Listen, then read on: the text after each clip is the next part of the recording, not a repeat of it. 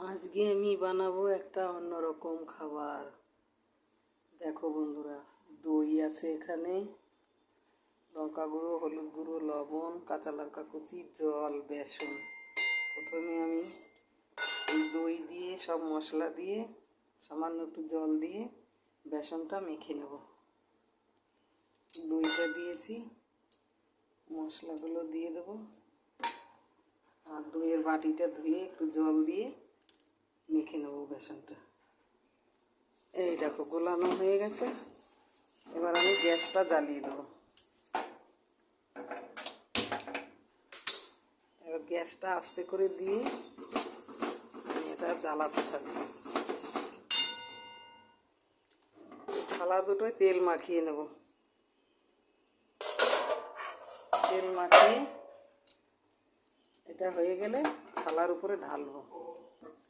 একটু তেল মাখিয়ে দিতে বলেছি বলে কপটা যতটা দিলে হয় ততটা দেবে, ওই রকম স্টাইলে। ওটা কোন স্টাইল? ইন্টারন্যাশনাল। ইন্টারন্যাশনাল। এই দেখো বন্ধুরা, হয়ে গেছে। এটা কড়াইতে নেড়েই সিদ্ধ করে নিতে হবে। এটা আর কোনো রকম রান্না করব না। সিদ্ধ হয়ে গেছে, এবার বানিয়ে নেব। এই দেখো থালায় এরকম দিয়ে রেখেছি। এবার এটা একদম যখন শুকিয়ে শক্ত শক্ত হয়ে যাবে তখন কেটে নেব। এই দেখো প্রত্যেকটা আমি এরকম করে কেটে গোল গোল করে নেব।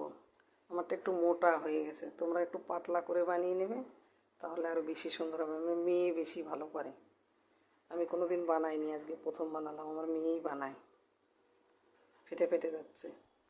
একটু যদি পাতলা হতো তাহলে আর ফাটতো না।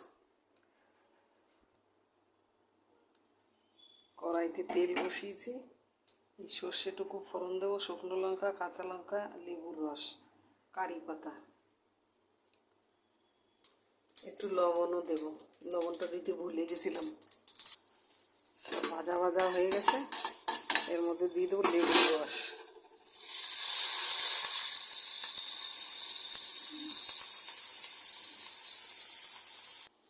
হয়ে গেছে, ফোড়নটা রেডি। আমি এর মধ্যে ঢেলে দেবো এগুলো।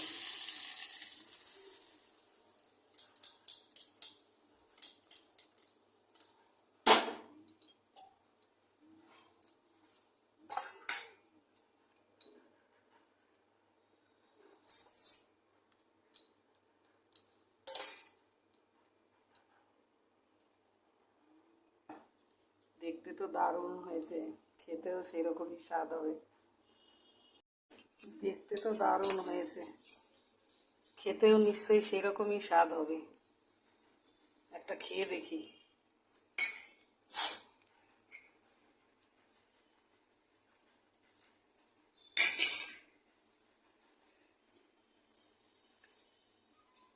নাও, টিফিন বানিয়েছি, টিফিনটা খেয়ে নাও। কেমন হয়েছে খেয়ে বলো তো দেখি।